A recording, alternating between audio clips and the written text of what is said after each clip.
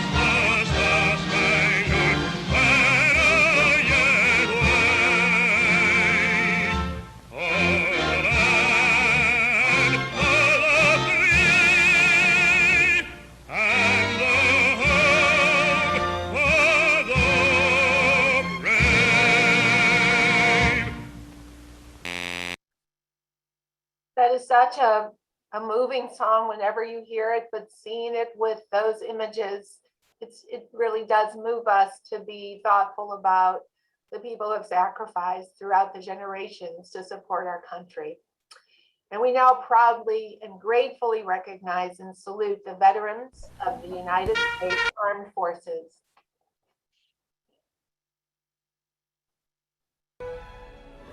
We would now like to salute all the men and women who have served in every branch of our armed services as the orchestra and chorus perform the Armed Forces Medley. We invite those of you in the audience who have served or who are currently serving to please stand and join in as your song is presented.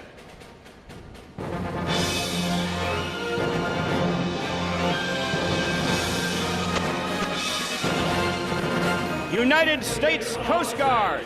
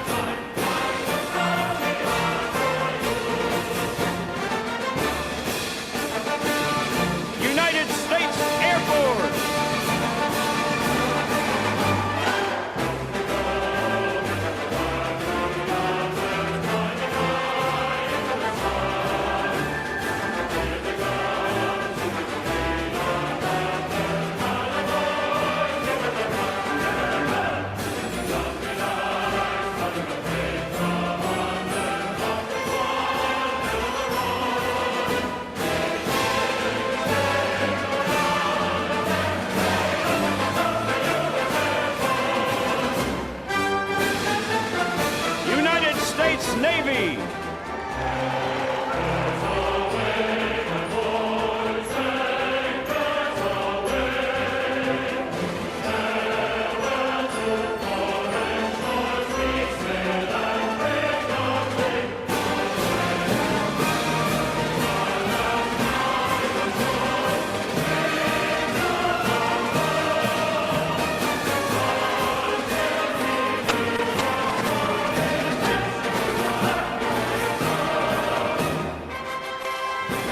United States Marines.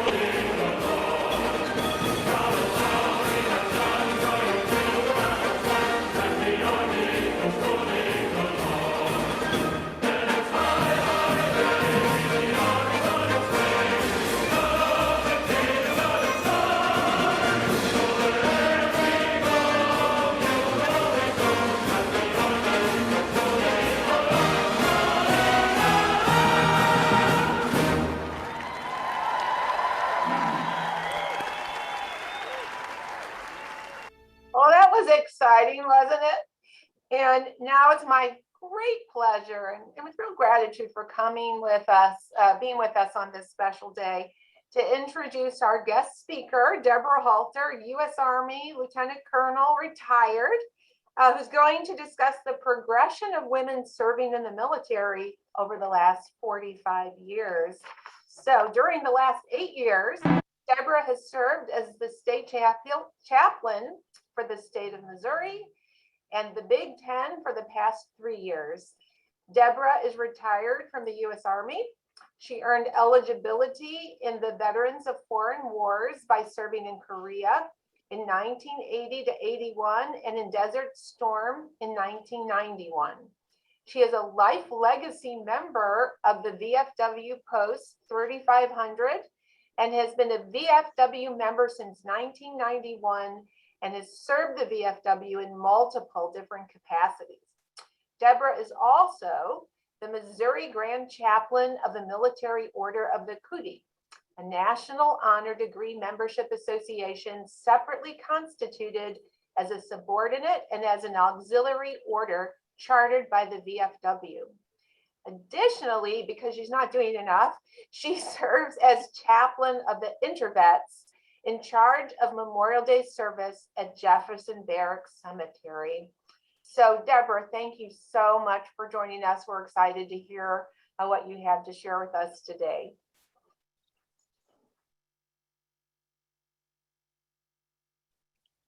Thank you I didn't want you to hear me singing. Thank you very much for inviting me, and thank you for that wonderful start to the program. Very patriotic. I noticed they saved the best branch to last. So the United States Army was given that full memory in our minds at the end there. I started in the Army many years ago, and you may have remembered, since this group tends to be a hair older than my normal group of 30, that in 1975, we were moving women forward in a lot of areas of our society. And the only way anything changes in society is if the people decide to make it change. So in 1975, the Army decided to see if women could be a part of the armed forces in a full membership mode. Before that, we were considered WACs, Women's Army Corps, and we were not full members of the military. So they put me in a test group with about 150 other women and sent us to Fort Knox, Kentucky. And we began to see, could we handle the type of training men could handle? And being much younger than I am now, I was able to do most of that. And the things that the women did in 1975 at Fort Knox, Kentucky, was basically the basis that they later put women into West Point. And in March of 1978, they integrated fully the WAC Corps into the military. So no longer do the women carry a WAC Corps insignia, they carry full membership in the military. Okay. So I did that in 1975. And whoops, I'm trying to fix this so I can see everybody. I guess I'm not going to get that. Anyway, there we go. I got you in the middle now. I don't feel I'm looking to the side. We then became the first group of women ever to go through the 2-year ROTC program and be commissioned in the United States Army with a branch without having to be trained by the WAC Corps first. However, the WAC Corps wasn't gone yet. It didn't leave until March of 1978. I was commissioned in May of 77. So my first designation was Women's Corps, and my second designation was Transportation Corps. In March 1978, the WAC Corps came off of all of our records, and we became just like the men in the sense that we were then full members of whatever branch we were. But remember, this started with the officer corps first. They always take the officer corps first. As soon as they started moving us in, then we started moving women into checking out how we could do basic training and such together.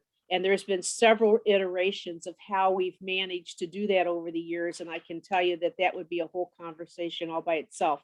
But let's get on to the more interesting parts of things other than who went to basic and when. I was commissioned in 1977 in May, as I mentioned, and I was in the first group of women that had gone through the 2-year ROTC program. Now, that's significant only because it means that we had finally gotten to the point where we didn't have to go through specific other training before they'd let us come to the Army and be active in the military. The last group of women that trained in the WAC Corps finished at the same time that the first group of women from the ROTC program were graduated. And they put us together at, well, for my group, at Fort Eustis, Virginia, in the Transportation Corps to train together. And so we made up the heaviest female class in the Transportation Corps ever to date.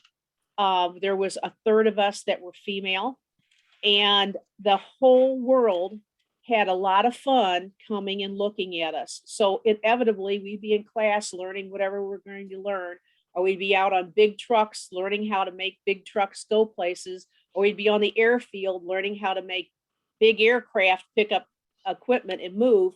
And there would be a group of people coming to come look at the women training in the military. So you were kind of like a show dog for a while. It was like every time you went somewhere and you did something, somebody showed up to see if you were doing it. So the first about 2 or 3 years I was in the military, everywhere I went, so did the newspapers, so did the TV. I have pictures of people that just took pictures to see, just to show others that they saw women in the military and that we were actually doing the jobs of the job we were supposed to be doing. So it was kind of interesting for a while. When I finished at Fort Lee, or Fort Eustis, I went to Fort Eustis, then stationed at Fort Lee. When I finished at Fort Lee, I was very interested in getting away from the media. I did not want to have to answer the question, how does it feel to be a woman in the Army? And I refrained and never answered the truth. It was, since I was never a man in the Army, I have no comparison. But it was like, really, I had answered that question so many times that I felt offended to be asked it again. So I volunteered to go to South Korea, and they took me up on it. And so I landed in South Korea at a time when it was about 0.5% female. And I was one of the first women that come over there and be in that kind of group. There's other women that came before me. I wasn't the first, but that was the first time that they had women in my year group coming in. And we did a real good job over there. I was in an all male unit except for me and one driver and one NBC NCO, and the rest of the 200 people were male. It worked out real well. We did a really good job. And during that time in the military, I met my husband. My husband was the commander of the engineer company that was on Camp Carroll as well. And what was interesting about meeting him was I met him in a poker game. And everybody said, well, this isn't going to last. You're in Korea and, you met him in a poker game. This isn't going to last. And I'm proud to tell you that we're celebrating our 40th year of marriage. We have 2 children, 4 grandchildren, and we're keeping quite busy. So for something that's not going to last, oh well, we're happy with it though. And then of course we had to deal we were dealing with the first challenges of military men marrying military women and then trying to be stationed together. And they didn't want us anyway. So you can get out. We'll let you out. Well, thank you. I don't want out. I want to be stationed with him. And in this case, I was going to have to go back to Fort Lee, Virginia, or Fort Eustis, Virginia, and go to the advanced course for the Transportation Corps.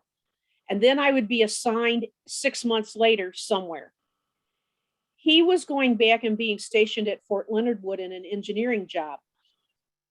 I wanted to be stationed at Fort Leonard Wood after I finished my training. And they said, well, we're not going to even talk to you about it until you get married. So we sat down, had a conversation, and we went to Seoul City Hall and got married. And getting married in Seoul is much different than getting married in the United States. Much different. For one, we had to get permission of the United States Army. We had to do all kinds of paperwork because the men tended to marry women of Korean nationality, and not all of those women were women that held great honor.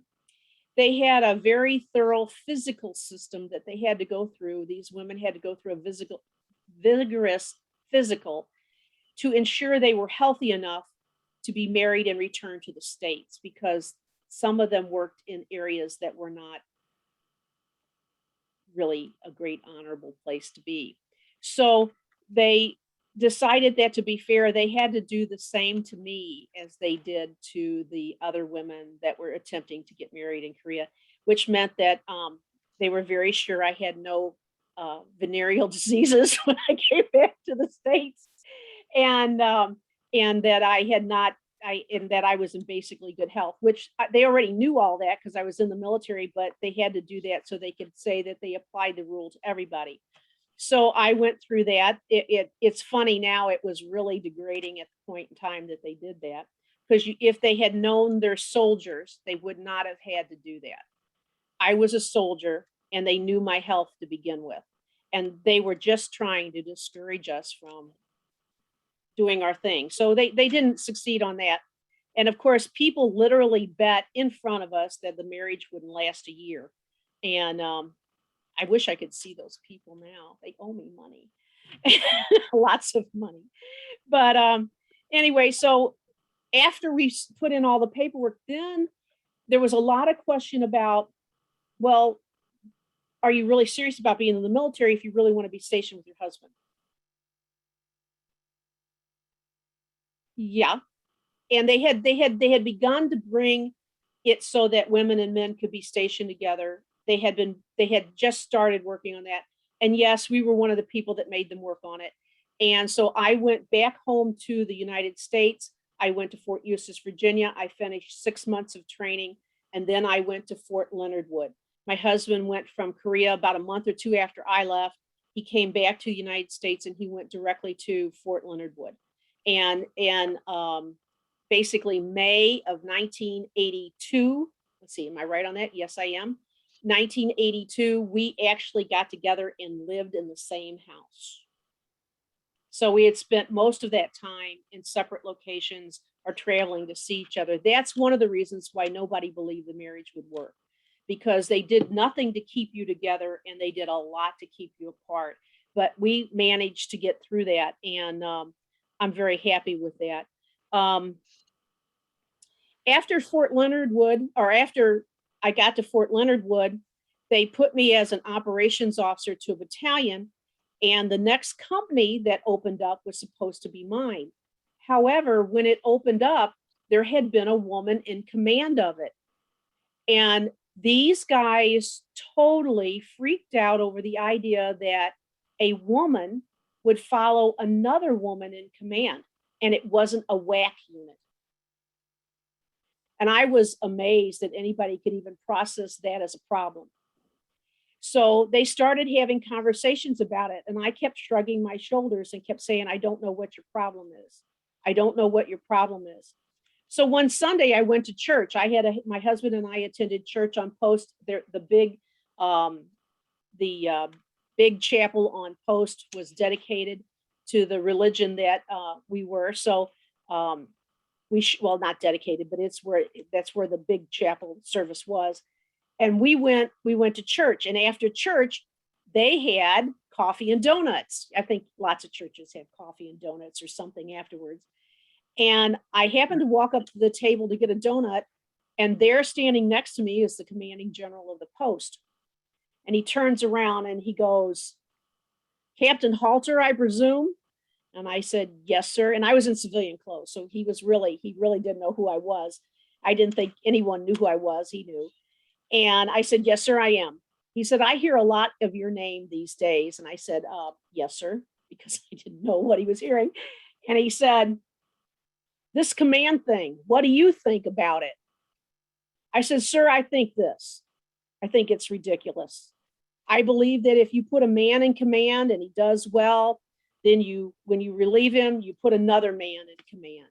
And if that person does well, all's good. If that person doesn't do well, you fire him and you get rid of him and you get somebody else. And I said, I see no reason why that doesn't apply to a woman following a woman in command. The fact that we are women is not changing it to a woman's officer corps thing. The women's officer corps is gone. So you can give that command to anybody else after I'm finished with it. And he looked at me and he said, strong opinion. Really, sir? You asked. I didn't say that, but yeah. I said, yes, sir. And he said, well, thank you. Thank you, Captain. And so I dismissed myself promptly, took my donut and ran back to where my husband was. And we consumed our donuts together. And I got up the next morning. I did PT at 5:15 in the morning. I ran home. I changed my clothes as was custom and showed back up to the unit. And I was ordered to the battalion commander's office immediately. So no telling what that was going to be about. So I went running over to the battalion commander's office and I reported in, and he said, I don't know who you know. I don't know what you did. I don't know what anybody did, but the commanding general just called and said, give that woman that command already. This is ridiculous. And so I went in command by that next, about a week or so later, when they got all the paperwork straight, I went into command. And the first guy that I worked for, the first battalion commander I worked for, was outstanding. He didn't care that I was a female. He would sometimes ask me questions because I was, and I could help him, guide him in his leadership about things. And for the most part, he encouraged me to go get a master's degree, which I saluted immediately and did. And then, of course, he changed command and we got another man. And this battalion commander, about 3 days after he took command, calls me in and says, I want you to resign from your command. And I had only had command 1 year, and you had to have command 18 months to make it worthwhile. It had to count 18 months. And I said, why? Well, it appears that his wife didn't approve of me being at his work site. And she did not trust him with other women. And she basically had good reason for this because she had been in his unit and the divorce happened and he married her. And so she had good reason to not trust him. So I said, well, I'll be happy to talk to your wife, but you're going to have a reason to relieve me of command. And it's not going to be me making your wife happy. And I said, I'll be happy to talk to her. I am a married woman. I have been married. At that time, I think I was married like about 2 years, maybe. I said, I'm very much in love with my husband. I have no need to mess with you. I can do quite well without it. And so I threatened to go to her house and have a conversation with her because she wasn't going to cause me that kind of trouble. And so he went ahead and he had a conversation or two with him. And when I saw her the next time, I said, do we have anything to discuss, ma'am? And she said, no, we don't. I said, that's fine. So I don't know what got her off my back, but I stayed in command. So I was supposed to do 18 months and leave command. That's how the whole system set up to do. That gives everyone a fair opportunity to leadership in the military. So at 18 months, he calls me in the office and asks me to extend in command. Why am I extending in command? He said, because you're the best trainer I've got. And I've got 2 new company commanders and I want you to train them before you leave. So I went from being trash to just getting thrown away to being a person that was substantial in the unit and could train other people to do the job that they needed to do. And so that's what I did. I did as much of that as I could. And at 2 years, I finished command, and obviously a man took command after me. And I went to Northwest Missouri State University as a professor of military science.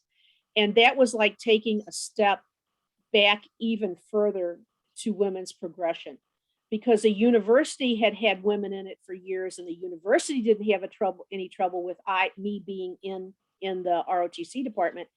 But the lieutenant colonel that was the ROTC professor in military science didn't believe women belonged in the military. So we were back at Jump Street again.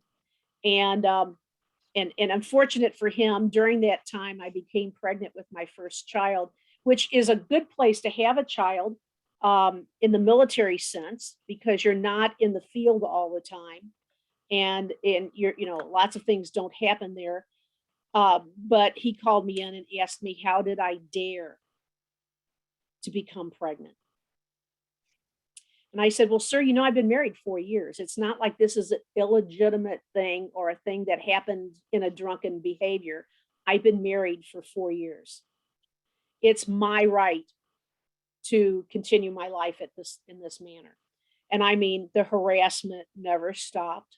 And so my husband was very much in the mode of getting out. He didn't want to stay in any longer. He had went to MIT. He had a full ride scholarship, and he owed them, I believe, a solid 4 years or 6 years. I can't remember. 4 years, I think. Oh, 6. I don't remember. And he had made his commitment back to the military for paying for him to go to MIT. So he wanted to get out, and because he was a true civil engineer, he wanted to get out and start making the money that true civil engineers from MIT make. And I forgot to mention that I married an MIT engineer, and I hate to say this in public, but I didn't know what an MIT was, because I come from St. Louis, and none of my family is educated. I'm the first person in my family to get a degree. And then of the cousins, even of the whole clan, I was the first person to get a master's degree. So the college world was not as commonly known to my family as other people. So I knew the universities in Missouri, but I didn't know any engineers. So MIT was not my first point of understanding. So he went ahead and he got out, and then I made the decision to get out because he could get much better jobs if I did. And it made sense at that point to do that. So I did. However, I stayed in the Army Reserve. I had made a decision that when I was a very young lieutenant, they kept saying, you'll never make it, you'll never make it, you'll never make it. Okay, shut up, And I said, what does it take for you to believe a person, an officer, has had a successful career in the military? Not everybody makes general. There's only a certain percentage of people who can possibly, because it's a pyramid, can possibly make general. So what is the rank that people will say, yes, you've had a successful military career? And that rank came out to be lieutenant colonel. So I vowed I would not stop until I made the rank of lieutenant colonel. And so that meant the reserves had to deal with me. And that's where I came and I came into, I was in a training mode. I trained people for a long time. That seemed to be my forte. I ended up teaching a lot. I teach a lot in life anyway, so it worked out well. And then there was an opportunity to take command as a major, which is very rare in the military. And so I put in to take an air terminal movement control team. Now, what do? Simple thing. They run airports. They make sure cargo gets on planes and cargo comes off planes. And they do that from the Army side of the house, working with the Air Force. Because all that stuff you see that ends up on the ground in a war zone comes in because a transporter made sure it got there. And that's what I was a transporter. There were 7 people applying for that job, and they really didn't want me to get it, except that the battalion commander had set up what he was looking for the commander of this air terminal movement control team. And in the process of that, he pretty much wrote it for me. And I had all the check marks, and I ended up in it in September, and the following January ended up in Desert Storm. And that's how I ended up in Desert Storm. I was an air terminal person, so I had an air terminal in Kuwait City and one in King Fahd. And then I went back up to Kuwait and finished that. We reestablished the airhead so that we could bring things back into Kuwait that they were missing. Doctors, nurses, everybody had left. The other embassies came back in, and but it was a blown out airport. It was very much a military atmosphere. It was not an international level airport at that point because it had been blown up. So that's how I did that. I came back to the States and finished up my career. Things changed enormously for me and women after Desert Storm. It's not where it needs to be, but it changed enormously. They started giving us the benefit of the doubt. We had survived a war. Many of us had commanded in that war. Many of the sergeants had managed to pull the leadership that they needed to. We had done a good job in Desert Storm. And so then women started taking on other roles in the military. After about 5 years after that, I retired from the military because I had made the rank of lieutenant colonel and I had done what I set out to do. Then I decided that I wasn't done serving. And that's where I ended up in the VFW, because I can still serve veterans. I can still serve the United States by doing community work. And it's very important for me to do all that sort of thing. So I don't know where I'm at in time. Do you have any questions or anything else that you would like to ask me? If anyone has any questions, they can raise their hand or open their chat box. They can, yes. Marilyn. Yes, Marilyn. You have to turn on your mic, please.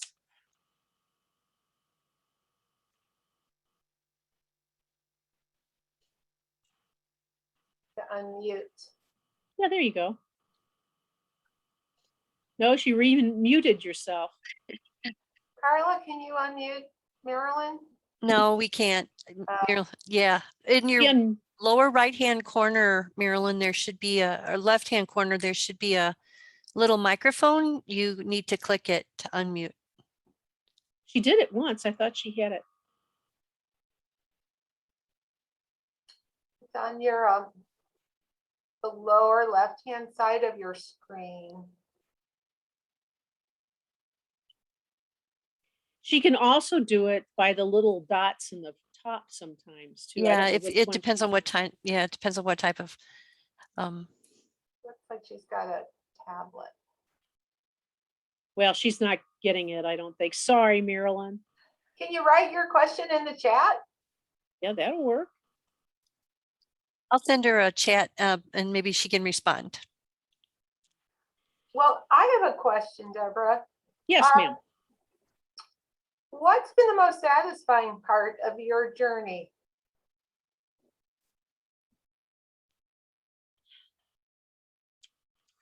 I don't know. There's quite a few things. I think succeeding when everybody was telling me I wasn't going to succeed was very helpful to me. There is no perfect person or perfect way to make a route to a goal. And so when you're doing it and other people haven't done it, you're kind of making your own route. And the satisfying part is I stepped over a lot of stones to get there. But I guess the biggest satisfying point is look at all the people who's followed me. I did it, but now things are so much nicer for the women. Not at all where it needs to be. I'm not saying that. I'm just saying it's much nicer. I about I guess about 20 years ago, I was sitting talking to a bunch of veterans, and it was a group of people that had just gotten off of a plane from Iraq, or I think it was Iraq, I don't remember. And the gals were sitting there, and she goes, well, I'm going back and I'm going to take command, and I'll be getting a command, and this will happen and that'll happen. And I just sat there with my mouth hanging open because we weren't allowed any of those things the, years before that. And now it's expected that they're in the same group in lineage as the men are. So if you've qualified, then you're in line, and you just get in line behind the next guy, and you just keep moving. And in the old days, I was having to talk to general officers. I was having to, fight and yell and work really hard and do things much more difficultly than it needed to be done in order to succeed. Because I did that, those gals are getting commands easy enough. They're expected to be platoon leaders. When I went into being a platoon leader, I was a test group. Oh, can they handle it? Oh, Yeah. let's go take pictures of them. That's not happening now. And I'll tell you, one of the things that made me understand we had progressed, and this is kind of sad, but always before, if a woman got hurt or a woman got killed in service to her country, that became the news. Now, the guys that were with her, their names weren't mentioned, just her name, which is as unfair as not mentioning the other guys, because it needs to come. Well, this last time in Afghanistan, when that unfortunate situation occurred where people were blown up at the airport, there were 2 women in that group, I think. And they didn't say that first. No one said, oh, by the way, 2 women were killed in Iraq today. No, there was 12 people from the Army and so many people from one from the Marine Corps, I think, and somebody else from the Navy. And so we talked about it in the way that we should talk about it. People in service to our country passed away in service. And then they put out a list of names of who passed. And in the same level as the men were listed, the women were listed.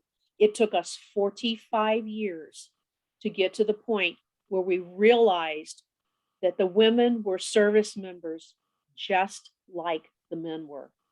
And I think that's a progression for everybody. Yeah. Susan Blake had made a comment on the chat that her mother was in the waves during World War II. And I know that, oh, Marilyn, you got your speaker on.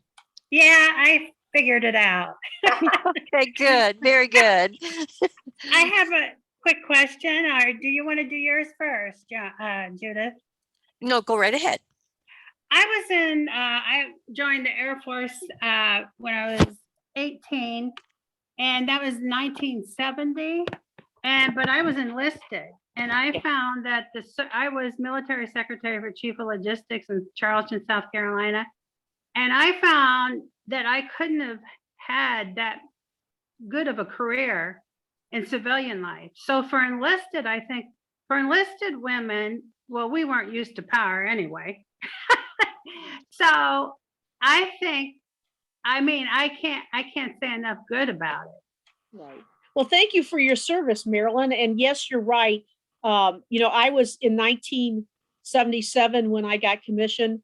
I was practically the only woman in my graduating group from Southwest Missouri State, otherwise known as Missouri State University, that had equal pay for equal work. Mm-hmm. When you join the Army, when they finally put us fully in there, the pay was equal to everybody. So in 1977, I had achieved equal pay. Now, as soon as I left the military, I never saw it again. Yeah. So, yeah. But we're getting there. And Marilyn, it's people like you and me that's given the girls an opportunity to get equal pay and some other things that are happening. Well, we were treated, instead of we did our PC field, but instead of the rifles or learning how to do that, they sent us to charm school. Yes, they did. And I met my ex-husband in the service, he had problems. I mean, I could see, I had in my office, I had the red phone that came from the President Nixon, because my boss was a GS, he was civil service, and he did all the commands on the base. He even had more power than the generals. We had several, I think we had one full star general there. And I just found that, I don't know how to explain this. Oh, but anyway, my ex-husband had a lot of trouble because they wound up sending him to Cambodia, and he was Air Force. He did crypto, he did the secret messaging, but he had a lot of problems. So he's one of the PD, the person, he kind of went crazy. Yeah.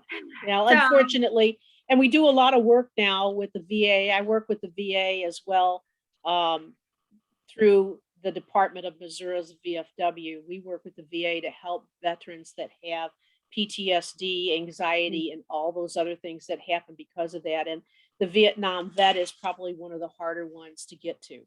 And Cambodia was that era, and it's really tough. And I'm sorry that you had to suffer through that. And I hope that he found his peace. So Thank you. welcome. Really an interesting story to think about the changes that have occurred over the years and the changes that still need to occur, and how society in general is changing as well, and that maybe some of those changes have been prompted by your service in the military. So Deborah, thank you for your service. Thank everybody who's on the program for their service and the service of their family members.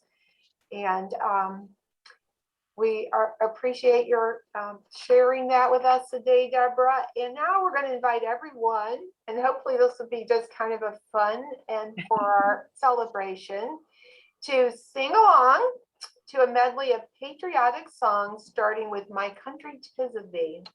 And that will be followed by America the Beautiful and God Bless America.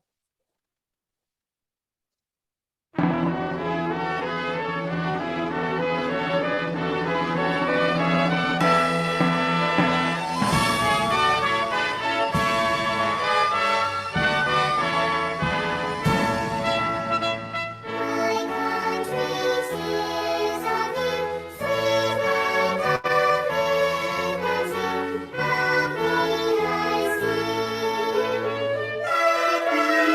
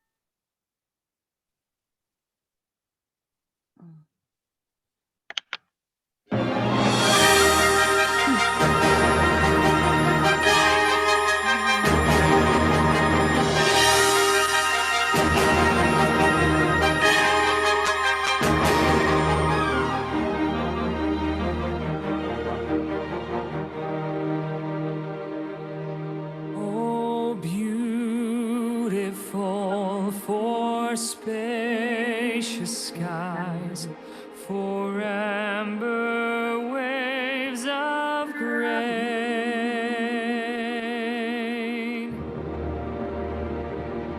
for purple mountain majesties above the fruited plain.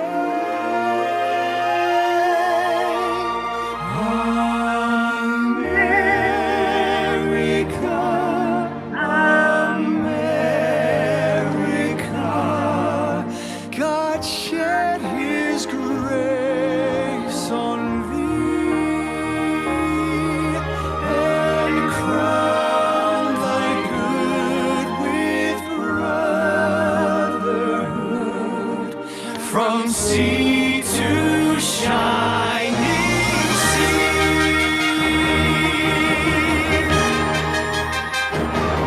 Oh, beautiful for heroes proved in liberating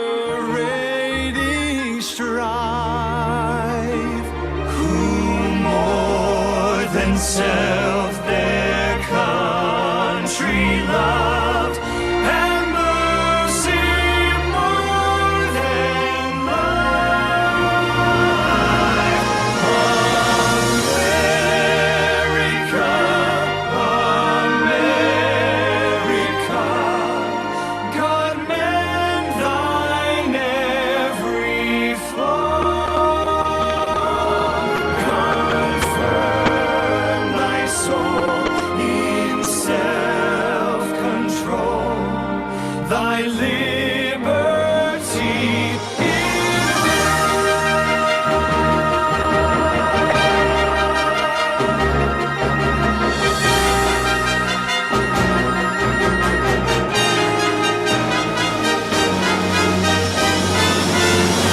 God bless America, land that I love. Stand beside her and guide her through the night with the light from above, from the mountains to the prairies, to the oceans wide with foam. God bless America, my home sweet home.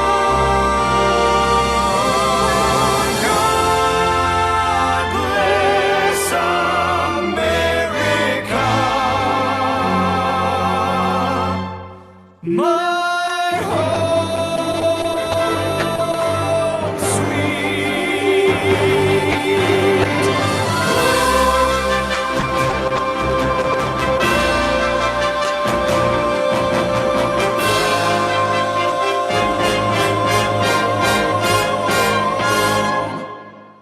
my home.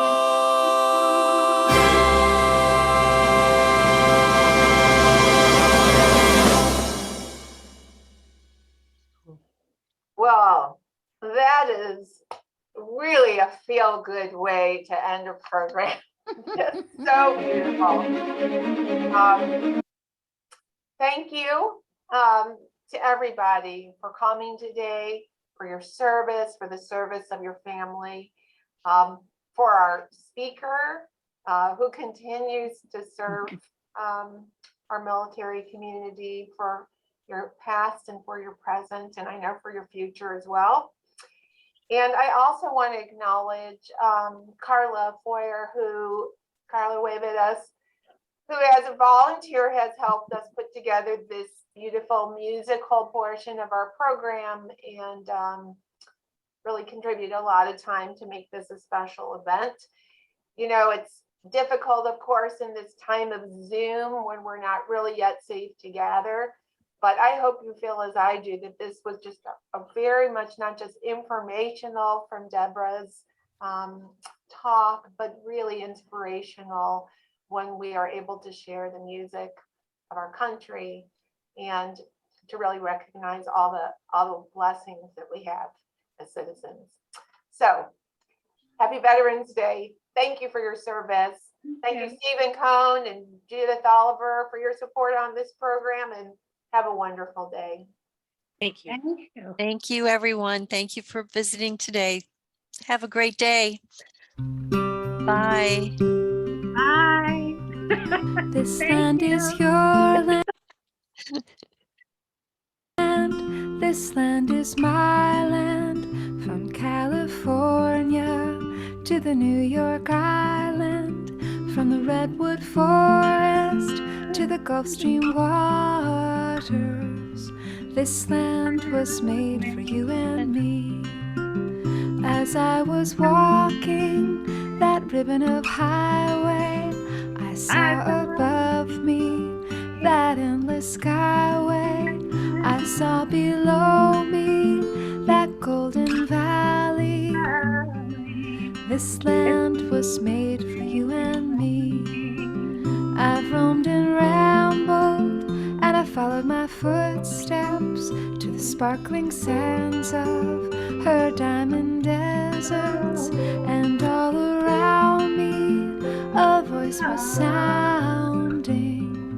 This land was made for you and me. This land is your land. This land is my land. From California to the New York Island. From the Redwood Forest to the Gulf Stream waters. This land was made for you and me. When the sun came shining and I was strolling, and the wheat fields waving, and the dust clouds rolling, and the fog was lifting, a voice was chanting. This land was made for you and me. As I went walking, I saw a sign there, and on the sign it said no trespassing. But on the other side, it didn't say nothing. That side was made for you and me. This land is your land. This land is my land. From California to the New York Island. From the Redwood Forest to the Gulf Stream waters. This land was made for you and me. In the shadow of the steeple, I saw my people. By the relief office, I've seen my people. As they stood there hungry, I stood there asking, is this land made for you and me?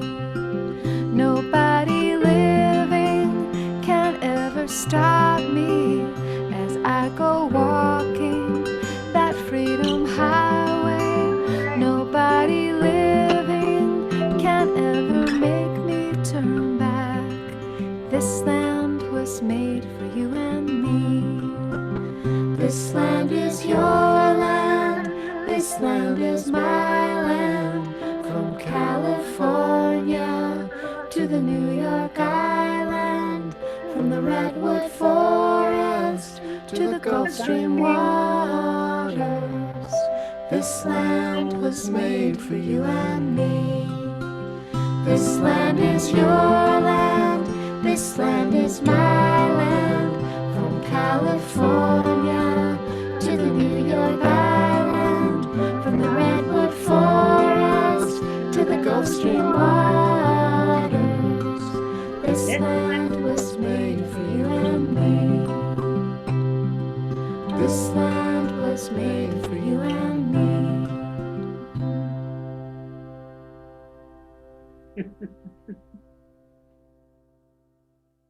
Bye. Did you enjoy that? Great. Yes, thanks for inviting me. Oh, thank you so much for your I don't know if that's story. what you wanted, but that's what you got. I'm And sorry. no, don't be sorry. It was Thank you, perfect. Deborah. Thank you very much. I was just taken by everything that you said. Thank you for sharing that. It was very I interesting. never have put it out before. I never talk about that kind of thing before. So it was really hard for me to Fascinating. say Thank yes. you. Thank you for your service and thank you for being with us today. Thank you, Thank you. Judith. Bye-bye. Bye. See you. Thank you so much. Bye-bye.